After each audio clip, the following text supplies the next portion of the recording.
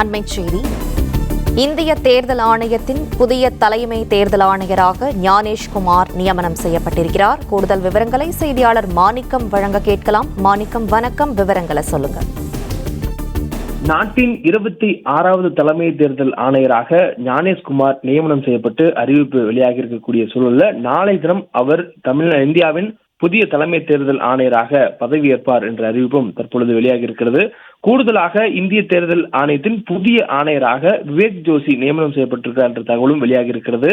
நேற்று தினம் டெல்லியில பிரதமர் மோடி தலைமையிலான புதிய தலைமை தேர்தல் ஆணையரை தேர்ந்தெடுக்கக்கூடிய குழு நேற்று கூடியிருந்தது. அந்த குழுவில் மக்களவை எதிர்க்கட்சித் தலைவர் ராகுல் காந்தி மற்றும் மத்திய உள்துறை அமைச்சர் அமித்ஷா ஆகியோரும் இந்த குழுவில் அடங்கியிருந்தனர்.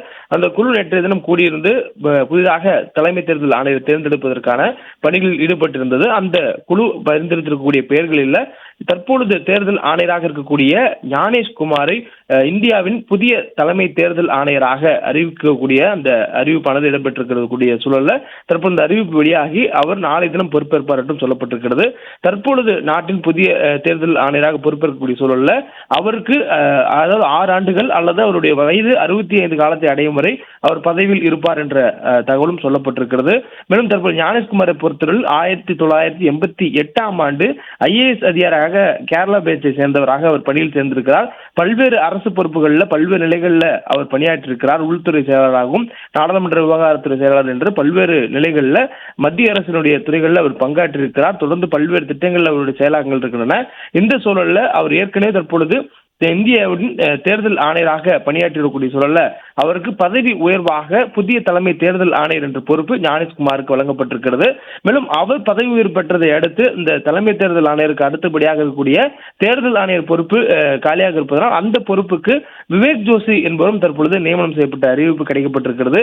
இருவரும் நாளைய தினம் பதவியேற்பார்கள் என்ற தகவல் சொல்லப்பட்டிருக்கின்றது. மேலும் தற்பொழுது புதிதாக பொறுப்பேற்கக்கூடிய ஞானேஷ்குமார் அவர்கள் வரக்கூடிய ஆண்டுகளில் நடத்தக்கூடிய தேர்தல்களுடைய விவரங்களும் வெளியிடப்பட்டிருக்கின்றன. அதில் குறிப்பாக ஞானேஷ்குமார் இந்த ஆண்டு பீகார் மாநிலத்துக்கான சட்டமன்ற தேர்தலை நடத்துவார் எனவும் அதனைத் தொடர்ந்து வரக்கூடிய ஆண்டுகளில் அதாவது 2026ஆம் ஆண்டுகளில் 5 மாநில தேர்தல் இருக்கிறது.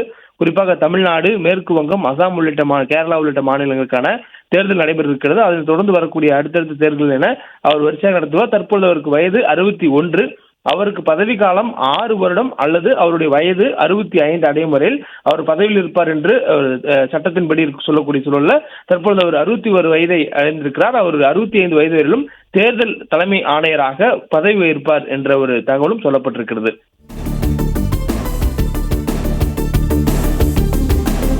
விவரங்களுக்கு நன்றி மாணிக்கம்.